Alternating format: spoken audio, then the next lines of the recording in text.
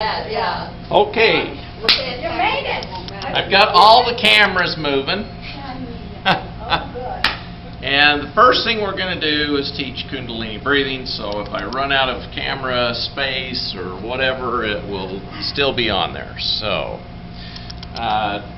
Kundalini breathing is very important for brain longevity because it oxygenates the brain, but it also pumps the You want this on you? craniosacral. Yeah.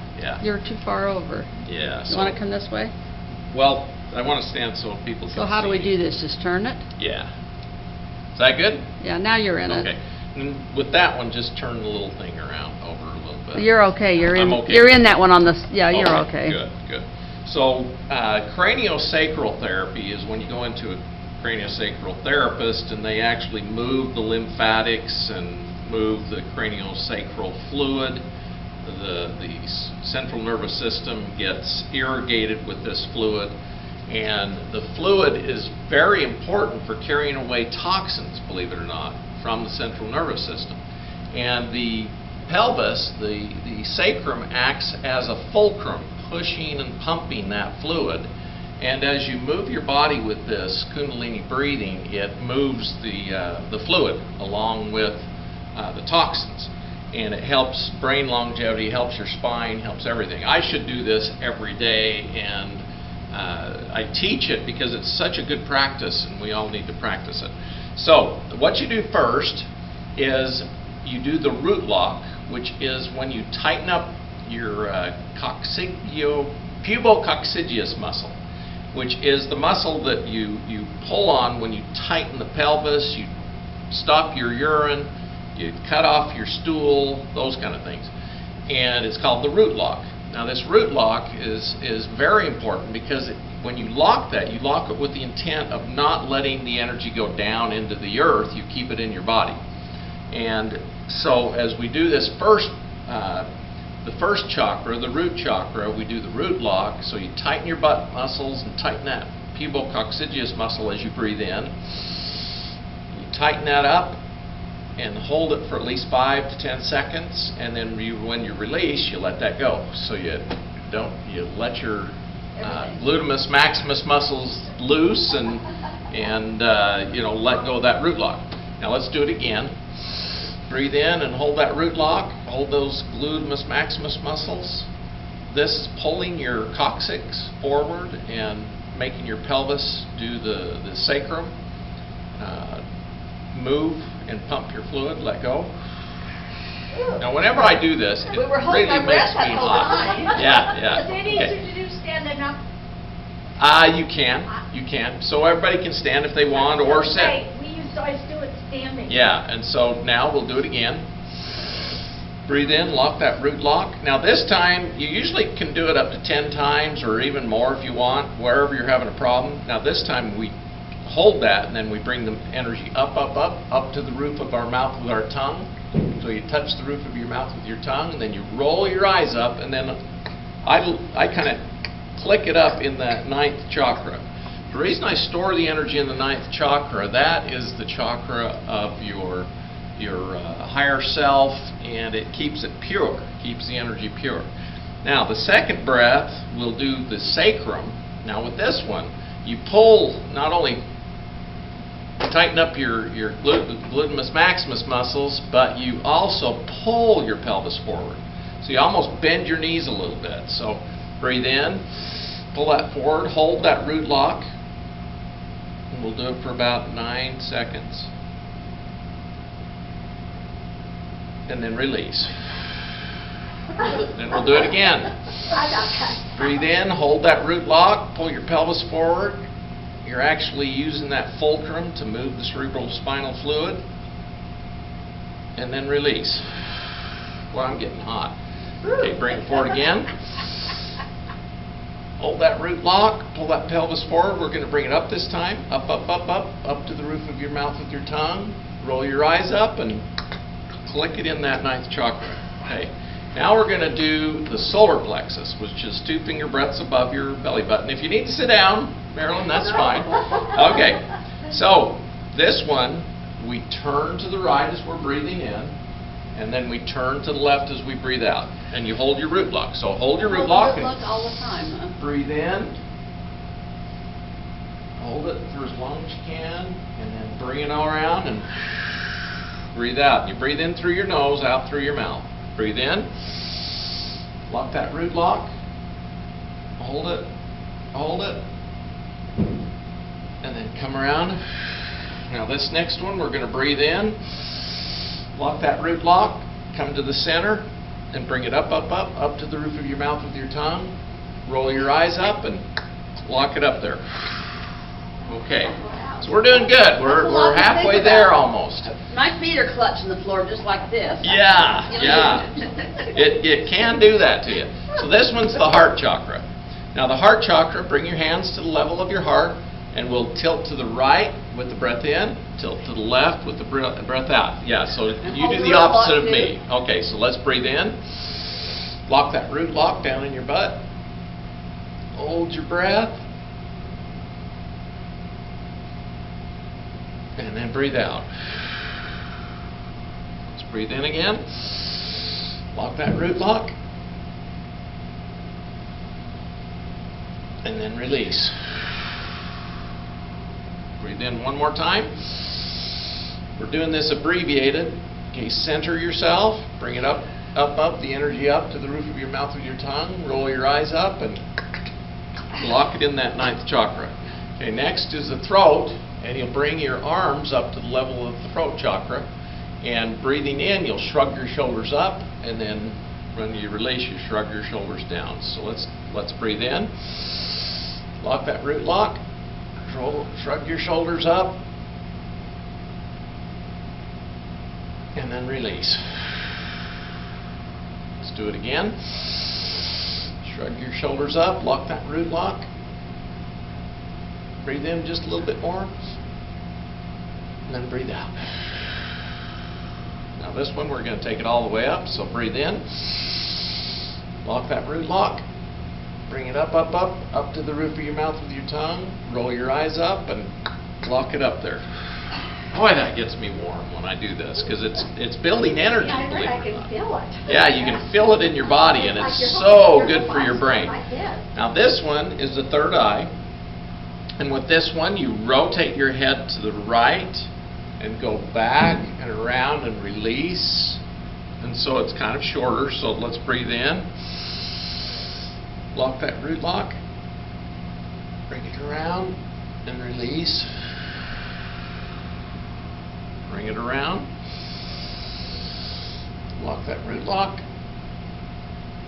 Let it release. Now this one we'll breathe in. Come to the back. Now center yourself. Bring it up, up, up to the roof of your mouth with your tongue. Roll your eyes up and lock it up in that ninth chakra. Okay. Now this one, the cerebral chakra, will take and it's like you're doing a dive down into the water with your head back and your arms out, or like angel wings. So you bring it in, lock that root lock, and then when you breathe out, you come forward. Breathe in, lock that root lock. You can also do a neck lock where you kind of tighten up your neck, and there's a chest lock where you tighten your chest muscles. So you can do all of those and then release. Kill us, hold that. Yeah. It's a good exercise. So breathe in, lock the root lock, lock the chest lock the neck lock, bring the energy up, up, up to the roof of your mouth with your tongue, all the way up in that ninth chakra, and lock it in. Okay, that's a very abbreviated form of the Kundalini breathing. And as you've noticed, you've rotated everything, and you've moved that fluid in your spine and in your spinal fluid and in your brain. When you're moving your head around like this, it actually moves that fluid around. And so it's very, very good for brain longevity. I'm okay if the cameras are pointed more this way now. Scott, I got a question. Oh, go ahead. What's your question? Does that help the fluid in your spine? Yes. Like with this nerve? Will that? Yes, it helps the entire spine and all the fluids, and it's very good for everything in your body. We need to It's- just review it, one on each one. Get it all. Oh, you want to review it again? Just do one, and then I two. will. Okay, like the so way you one is explain when you that. bring your pelvis forward and you lock the root lock. And then when you release, you just breathe out. Okay, the second one is the pelvis. Now that one, you pull your whole pelvis forward and lock the root lock, and then release. And do it, And then the third one is the solar plexus, where you turn to the right and then breathe out as you turn to the left. The chest or the heart chakra, you put your arms up here and you twist to the right, turn like a windmill, and then turn to the left like a windmill. And then the throat chakra is the shrugging of the shoulders up with the breath in and letting go with the breath out. And with each one, you always lock the root lock. And you can actually, as you get up further, you can lock that chest and then the neck also. So then the third eye is rotating the head around and releasing when you're to the left, breathing in to the right, lock the root lock and then release it when you're going letting out. And then the cerebral chakra, you're like an angel wings, just spread out with your head back and then bring it forward. And you're actually moving that cerebral spinal fluid as you're going back and then forward. And all of them are really good for helping the body. And that root lock doesn't let it go down. yeah, locking the root lock doesn't let the energy go down. I don't know if you Okay, think about so locking your roots and twisting your body all of a sudden. here's a picture of the brain. What's in your brain?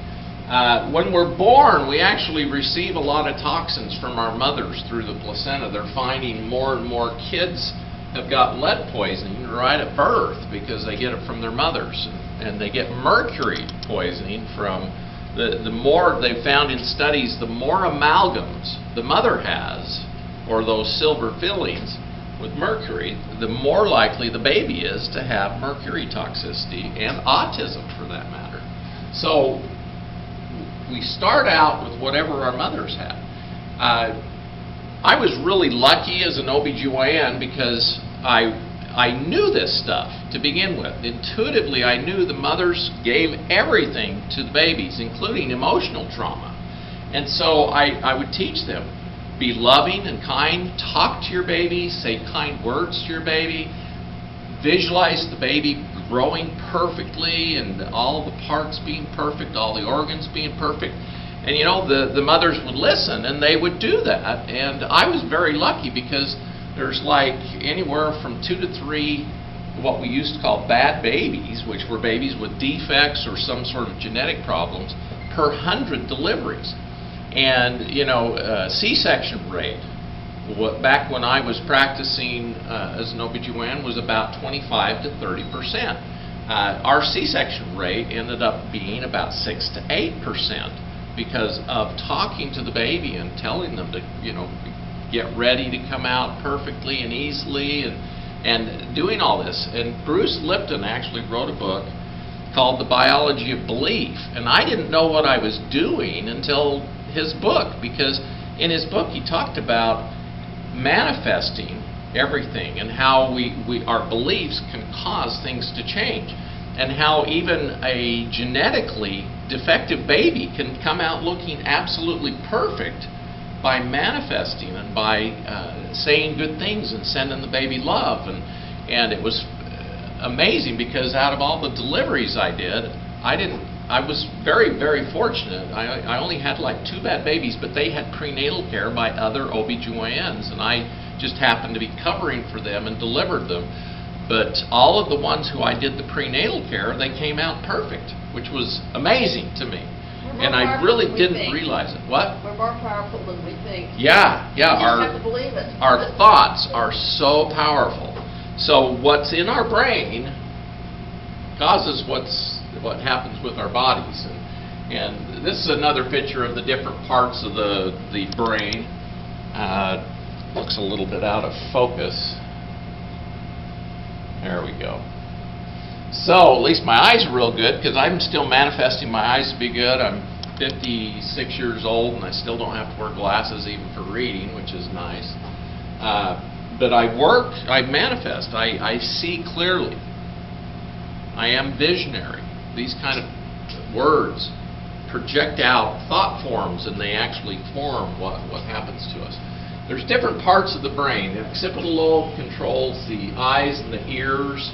The temporal lobe is very important for esoteric thinking and our proprioception in space.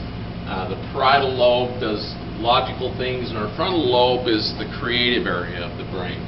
And so every area of the brain is so important, and when you do this Kundalini breathing, it helps feed all of that. Now this shows better all of the different parts in the brain. Right here is the sella turcica, where the pituitary sits, and the thalamus, hypothalamus, all of those are there in the midbrain, and the pons and the cerebrum. You know, they are very important. A lot, you know, I'm not going to go into a lot of detail because we're trying to cover what will help our brain more than anything. I put this picture in because we had that guy who had a burning brain, and it ended up being, when he called for an intuitive reading, he'd been to 18 different doctors. None of them could figure out why his brain was burning. And it ended up being amoebas, parasites, little parasites that move through the brain. And we treated him, and I told him it'd take him about a year to get all these amoebas out of his brain.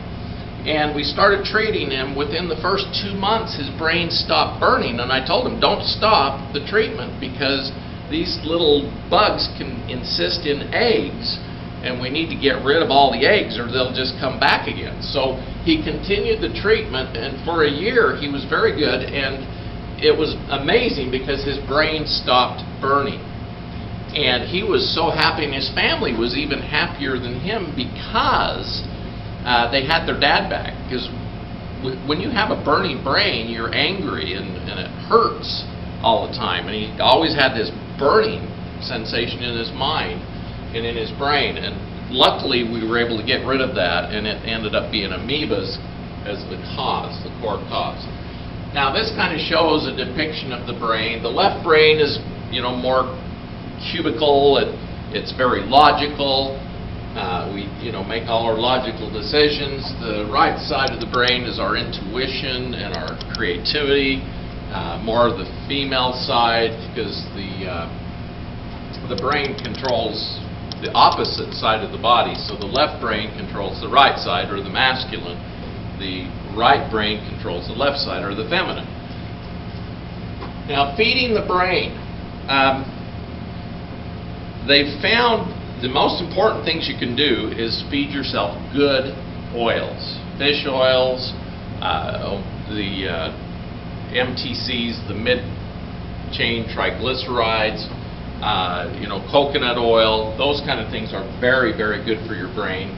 But they've also found that fruits and certain types of vegetables such as kale and celery and onions and garlic are very good for the brain and good for the circulation to the brain. It's good to, you know, keep everything moving and oxygenated, and anything that helps the circulation helps the brain. Anything that helps the lymph helps the brain. So good oils, berries. They found blueberries are the best for men, and raspberries and strawberries are the best for women. But all berries are very good for the brain. Exercising your brain, getting out and walking, helps oxygenate the brain. So walking's been shown to be the best thing for your heart and your brain. Getting out and doing a nice walk. You don't have to walk real briskly, just get out and walk and oxygenate yourself. Brain exercises, Sudoku. The one where you put the numbers in. That's my favorite thing. Very good for keeping the brain active. It's the only reason I take the paper. I get it every day. To do Sudoku. Anything, learning a new language, you know, going through and learning new things. Very important for the brain, because if you just keep ruminating over the same old stuff, it's not good for the brain. So learning new things and you know, reading is very good. I think music. Music. Combination of math and music. Oh yeah. They've actually shown in studies that people who play the piano Actually, it activates areas in the brain that help keep the brain healthy and active. Playing any kind of musical instrument actually helps. Singing and toning helps the brain because it vibrates the palate and the cranium, gets vibrational energy into the brain. So all of these things are very good. My little girls, they're always like, "Oh, we want to quit piano," and I'm like, "No way! I'm going to keep doing piano till your brain gets totally formed." And our brains aren't totally formed until between the ages of 18 to 25. So if you keep doing music till you're at least 26 years old, you're actually really helping keep your brain young. And doing it beyond then actually helps too, to keep it young. Breathing deeply for your brain. The Kundalini breathing, the reason I did that very first was because I knew my batteries would run out and I wanted to get it on the internet. But anyway, the deep breathing just helps activate the brain. It activates the spiritual energy. The deep breathing, we have what they call the thoracic duct in our chest. And that thoracic duct brings the lymph from all of our organs and tissues back up into our circulation. And what pumps that is our breathing. Our heart pumps the red blood vessels, all of the other circulation, but our breathing pumps the thoracic duct and the lymph. And doing the Kundalini breathing helps that even further by moving the cerebral spinal fluid. Most of us just breathe so lightly all the time. I think, breathing. Yeah. We've become very shallow breathers. Yeah, we just don't. When I was in Hawaii, they call all the white people hales, because what hale means is he without breath. Really? Is what it means.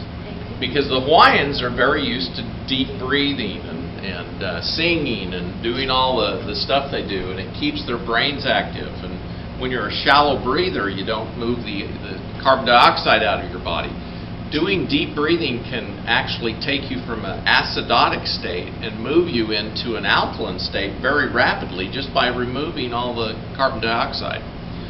Carbon dioxide in the body is carboxylic acid, and it's very acidic. And as you breathe it out and bring oxygen in, you become more alkaline. So, very important to deep breathe for your brain. I recommend to everybody to read this book or at least listen to his tapes, because this guy, he came out with this book about 12 years ago, and I was mesmerized by it because it was so good to help the brain, and I still feel like it applies now. He was an anesthesiologist, and he found if he could get people to breathe and do Kundalini yoga, he could get their pain levels down, he could get their acidosis down, he could get them thinking more clearly.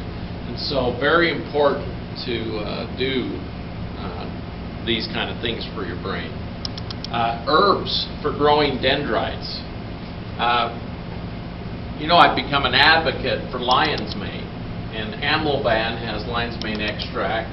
L-gut has lion's mane extract. The L-gut's from Systemics. The amlodipine is from Mushroom Wisdom.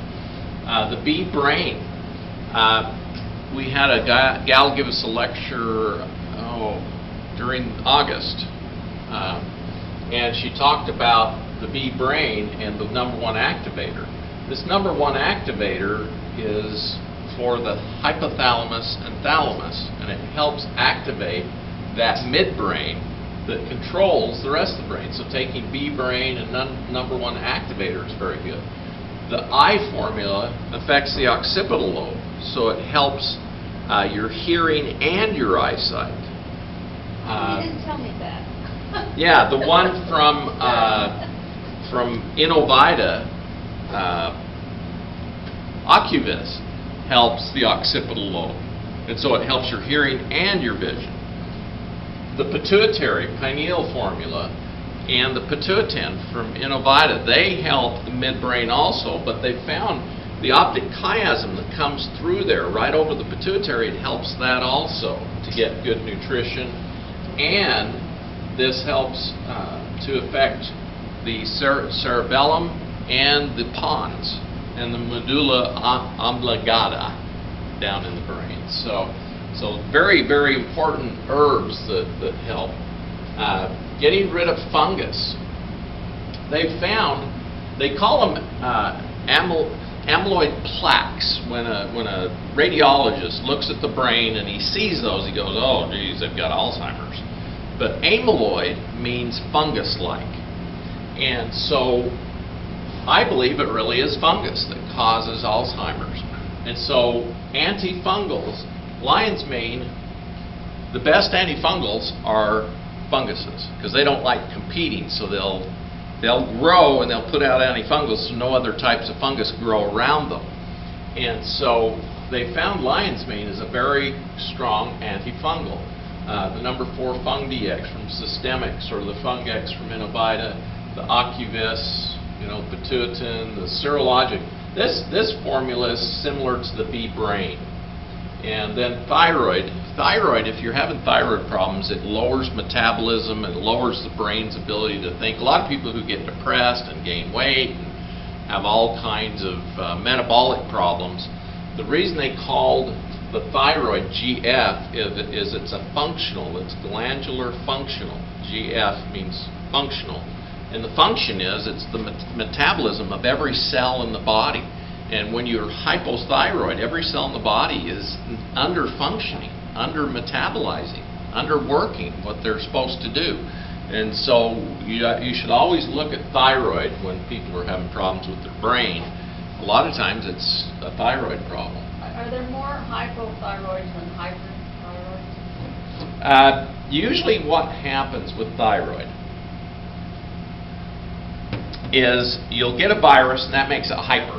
And it can burn it out and make it too low. And a lot of us get these viruses and makes our thyroid function too low, and then you have to take thyroid or whatever. But when fungus gets in there, it's very subtle. And our population has got a lot of fungus now. And the fungus gets in the thyroid and it pokes its little straws into every cell. The straws are called hyphae.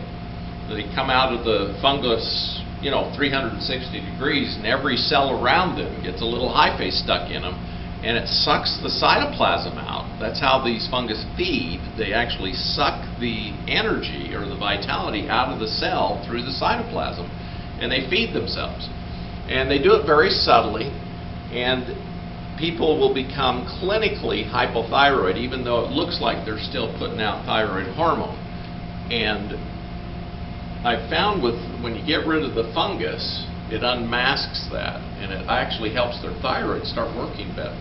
And taking natural thyroid supplementation can shut the thyroid off. But if the thyroid is totally off and not producing, you've got to have thyroid to live.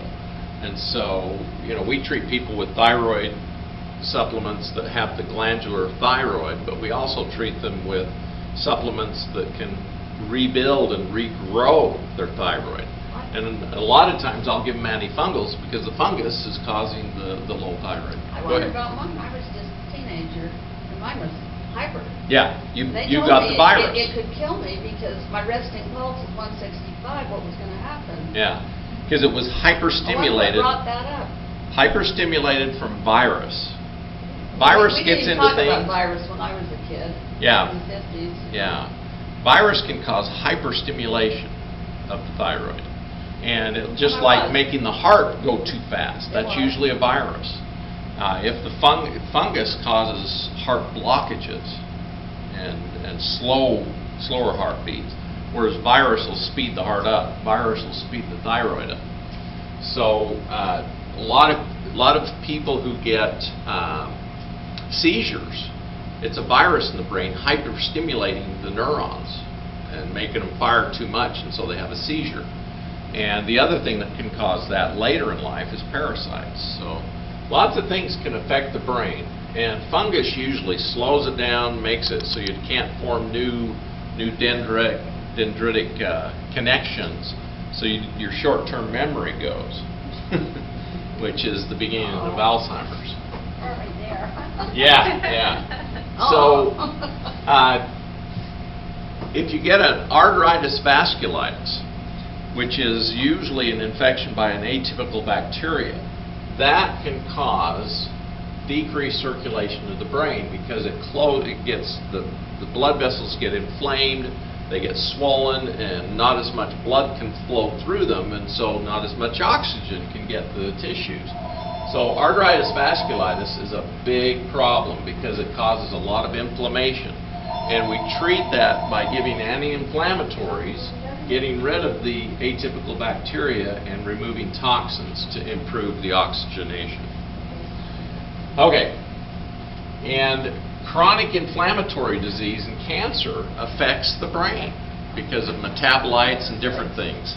So 60% of the people in the United States have been diagnosed with a chronic inflammatory condition or autoimmune disease.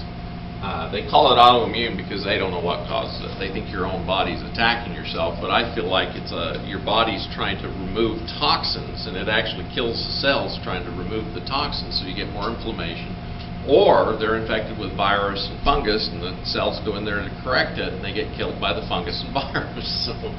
So you know, it's a chronic condition and doesn't get help. Most begin in the intestinal tract. In fact, there's as many neurons or neural cells, like brain cells, in the gut as there are in our brains. And they're finding that the bacteria, if we have a good normal bunch of bacteria, they actually communicate with our body through the gut and send signals for hormones, for metabolism, for nutritional deficiencies. And we communicate with our bacteria. We're like a bag of bacteria. There's 60 trillion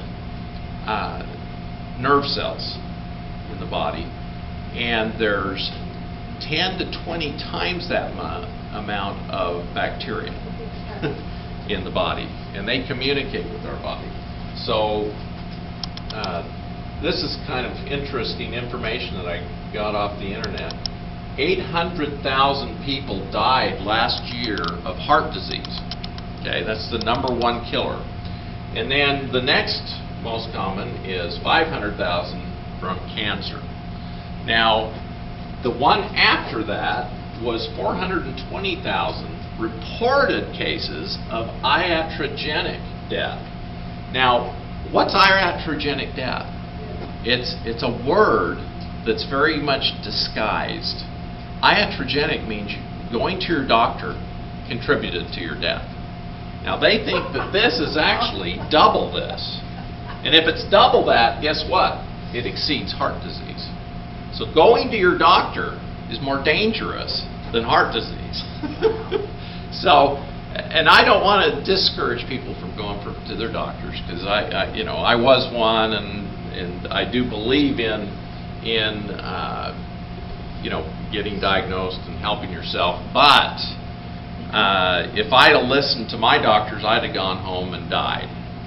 And I actually had to pray and find a way to cure my cancer, and that's why I'm standing in front of you and advocating herbs, is because herbs help get rid of my cancer and cancel. I don't want to even call it my cancer. But so, the problem with today's medicine is they don't practice medicine anymore. They've quit practicing medicine. What they do now is they diagnose you and give you a number, and that code is called an ICD-10 code. They had to go from ICD-9 to ICD-10 because there's so many more diagnoses. And the thing is, there's diagnoses coming out every month. They're coming out with new diagnoses of new diseases. And where are these things coming from? Because they didn't exist 20, 30 years ago. They're coming because our planet is so polluted that we're getting a lot of diseases from all of the pesticides, herbicides, chemicals. When I was young, there was probably 2,000 chemicals in our environment. Now there's over 10,000 different chemicals and chemical structures that actually, in fluoridation, they found fluoridation of the water can carry chemicals directly into your brain. And the fluoride sedates your brain. They used it in the concentration camps during the Nazi era to keep the Jewish population from revolting. How do you think they just sat in those concentration camps knowing they were going to die, and they didn't do anything about it? It's because they sedated them with fluoride. I just read from a Poland, or one of those. In England now, they've just passed a law that's going to start fluoriding the milk. The milk? No. Oh, Lord. That's the latest in these forms. Well, that'll take the toxins in the cows directly into your brain. It's So. already in baby's formula. Oh, Lord. Yeah. I remember when my kids were young, our dentist advocated us giving the stannous fluoride tablets to our kids. And saying, it would help prevent cavities. But the studies done only show it helps for a certain amount of time when they're young.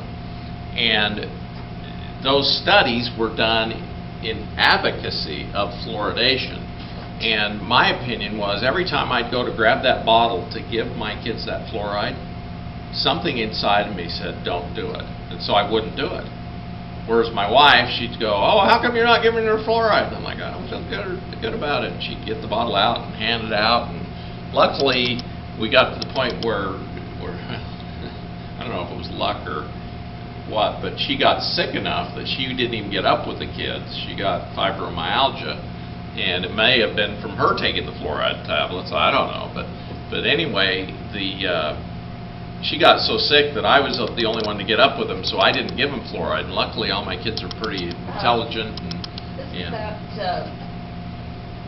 Why the dentists believe it is the same way that why do doctors take? They just take the word of the pharmaceuticals. They take the word of what they're being taught. They're trying to sell it to you, and I keep telling them I don't want it, and they always ask me, and I can say no. But yeah, we have to take back our health and say no. Just say no. So anyway, good sugars versus bad sugars. I just want to talk a little bit about this. When high fructose corn syrup became mainstream back in the late 80s, it made sugars extremely cheap, and all of the companies that used sugar products started turning to this high fructose corn syrup because it was very inexpensive, and even the government subsidized corn production and the production of this sugar.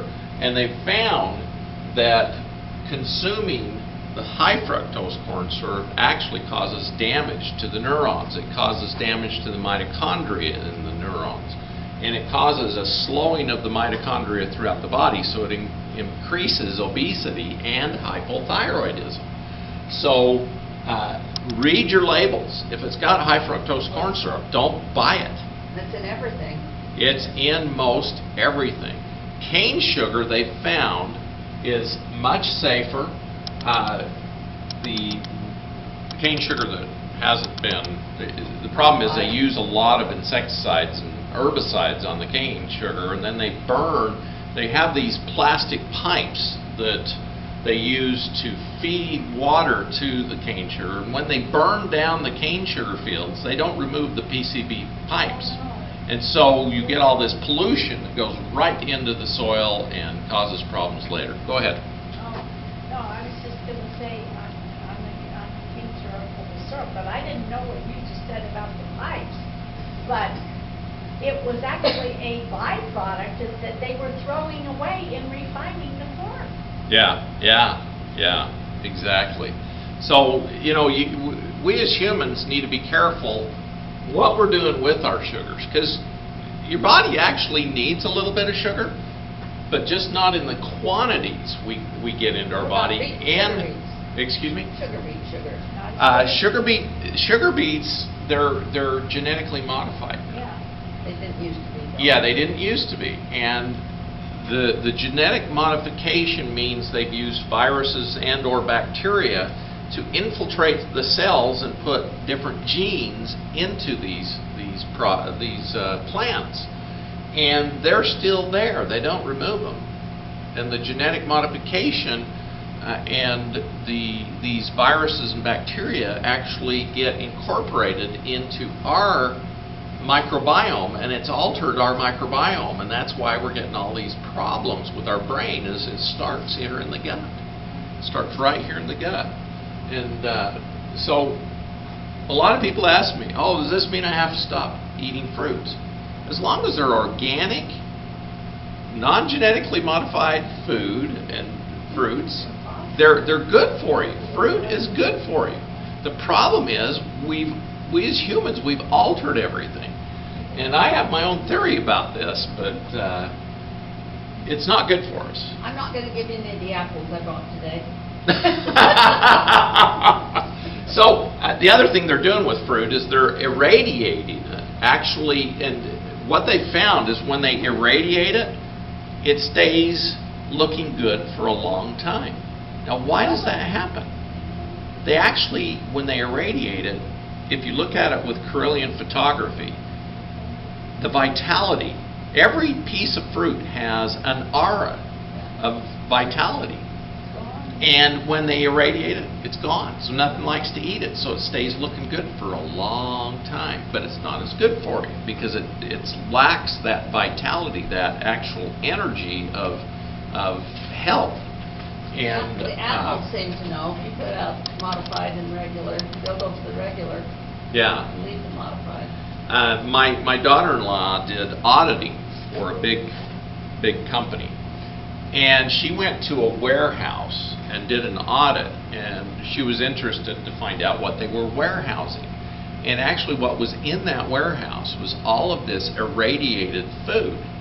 And they didn't have to put it right out on the market. They could store it there. They said they don't really know how long they can store it for, but nothing eats it. And that's because it has no life in it anymore. I often wondered how you could see this box on the shelf in the grocery store, and it's a roast and everything else, just not refrigerated, not frozen, but in a box on the shelf. Yeah.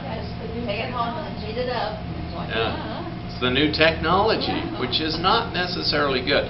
Now, I know this is a little bit off the record, but the aliens living among us, they don't have a microbiome like we do. And the bacteria is actually detrimental to them and their health. And my theory is some of this food, is they kill it off, so it's fine for the aliens or whatever, but it's not good for humans. Us humans, we need the vital force. We need all of the nutrients. And so, eating those kind of things is very good for you. Eating good, organic, vital food that's fresh off the tree, as freshly picked as you can get it, is the best for us. And yes, I say to people, eat good, organic, vital food. Reversing inflammation will help the brain more than anything. They're finding the surrounding tissues in the brain's cortex. If you're giving good nutrients, all of these different parts in the brain work better, like the dopamine producing cells. It was really interesting. Over the last 3 years, I've been going to Fairfield, Iowa, and they're getting these Parkinson-like syndromes. They don't even call them Parkinson's because they can't figure out what's causing them. But what's causing them is all the neurotoxins in the insecticides and pesticides is causing the neurotoxicity, and it's affecting a lot of the dopamine receptors. So they're all getting these Parkinson's-like syndromes. And they found a link between this, and recently they actually showed that insecticides cause this Parkinson's-like syndrome. Really? That makes me wonder. My brother-in-law just passed away from Parkinson's and heart disease. And he grew up, his dad had a nursery, and he worked with his dad in the nursery all of his growing up years. I wonder if that had anything to do. Just a thought. Yeah. Oh, absolutely. Isn't Parkinson's-like diseases really on the rise? Yes. Oh, extremely on the rise. Yeah. The astaxanthin? Yeah, I'm looking for the astaxanthin. There it is. This stuff is what gives the pink color to salmon oil. And have you ever wondered why salmon oil doesn't go rancid as quickly?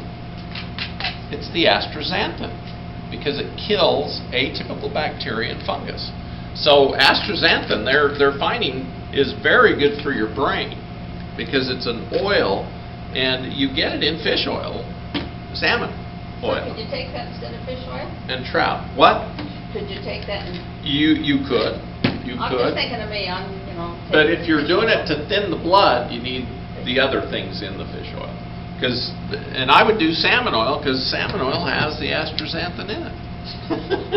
Kind of interesting. But they found in studies that astaxanthin reduces brain inflammation, and I believe it reduces inflammation throughout the body and the eyes. So they're finding it's really good. Reducing sugar. The brain lives on ketones and sugar. And fructose consumption negatively changes the way your brain recognizes your food.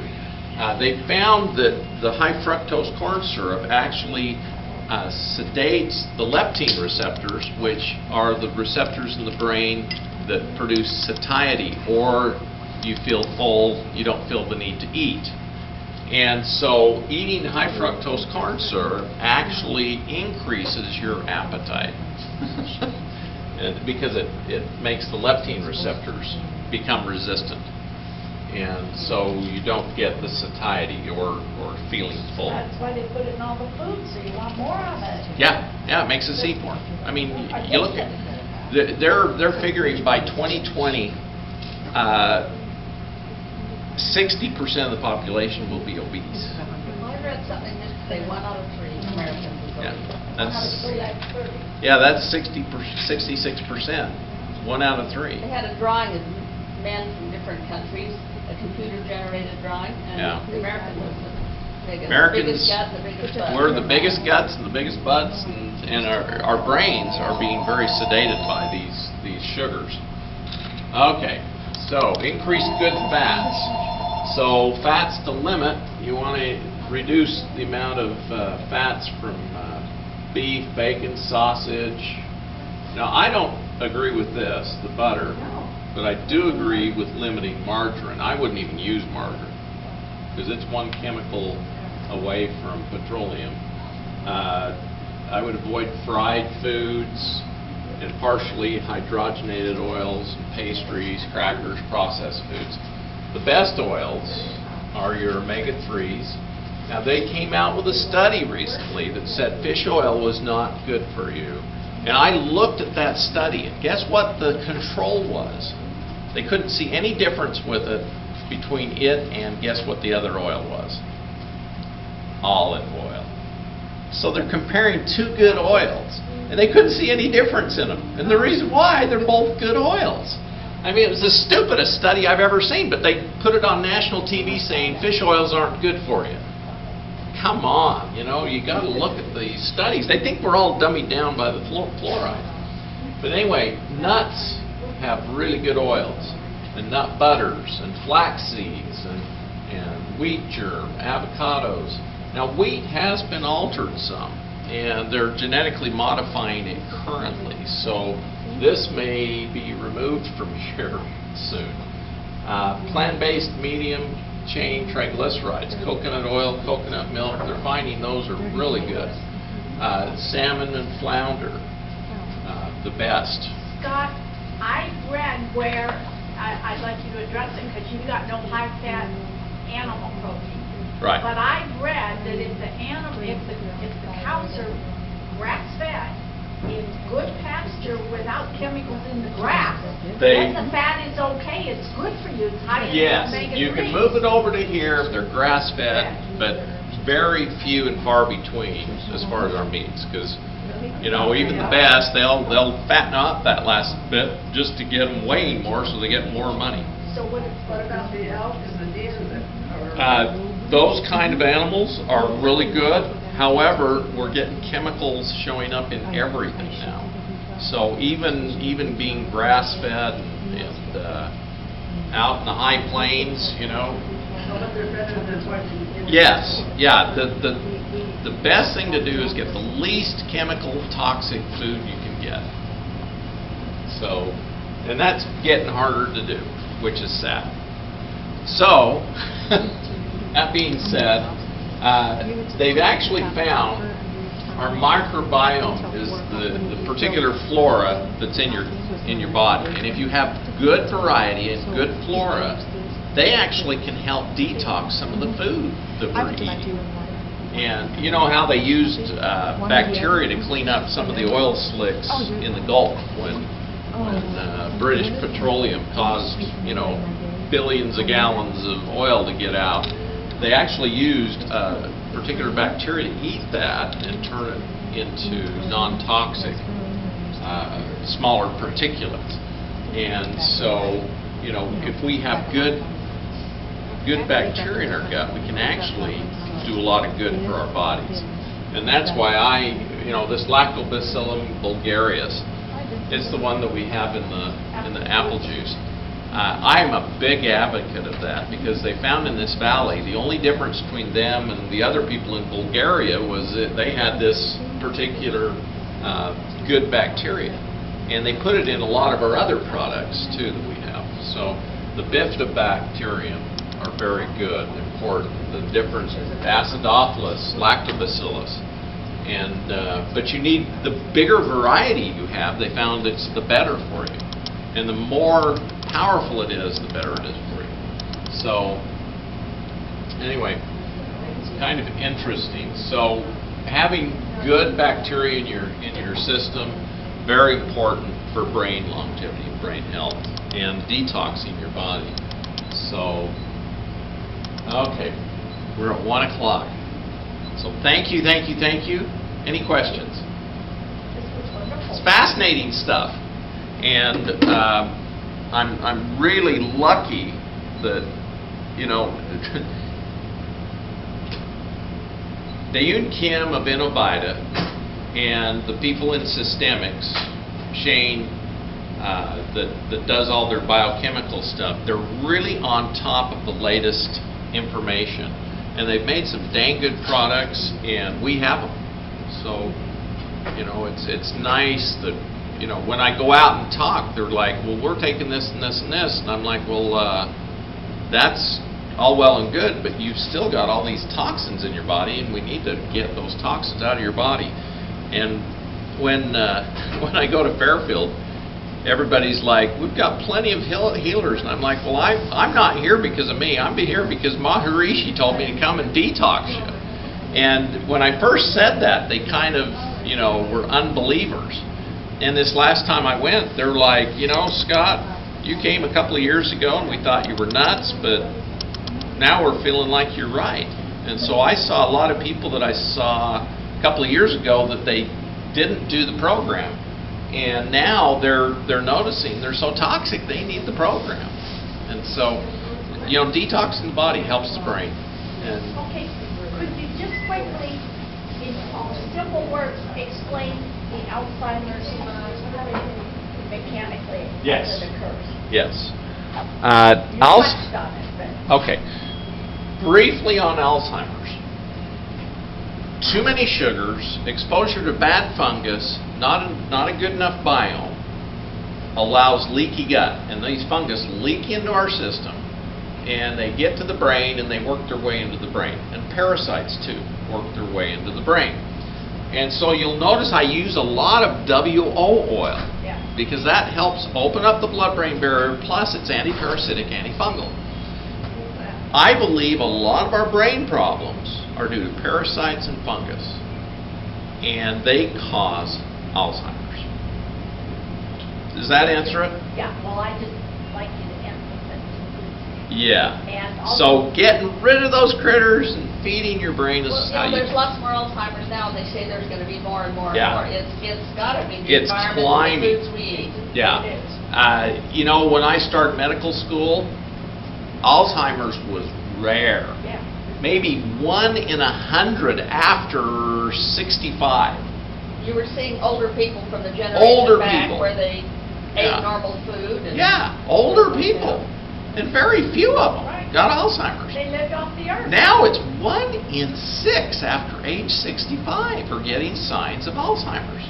That's ridiculous. So it's 10 times the amount when I started medical school. Go ahead. Where does dementia fit into this? Dementia is a part of it. all Alzheimer's is a worse form of dementia. How is that? Mhm. Alzheimer's And there's a is, natural memory thing. I remember my grandma, she lived till 96 anyway, but the last 10 years or so, she was really, yeah, they call it age-related memory impairment. And all it is just a lesser form of Alzheimer's. You don't have as many toxins, you don't have as Well, much yeah, 'cause fungus. But When you they get the didn't fungus, have all that back yeah, then. you She get the came from Sweden and, you know, in the 1800s, 1900s. and- you get the fungus and the toxins, you got Alzheimer's. So it's good to get rid of the toxins and the fungus. Also, I want to say thank you so very much for doing the Kundalini yoga. I've done that for 60-plus years. But it is so good for us. It is the best thing you can do for your brain. And yet, you know, tomorrow I'll get up and I'll not do it. Yeah. And it's a matter Tomorrow I'll of get making up the and I won't decision, remember. making the time, and doing it. Well, that's part of the Alzheimer's too, though. The old people you saw from the old generation, they had to get out and work hard, so they automatically breathe. Yeah, yeah. And we've got such a sedentary lifestyle now. Thank you, It's thank you. tough. This was So wonderful. good. I'm glad you enjoyed it, and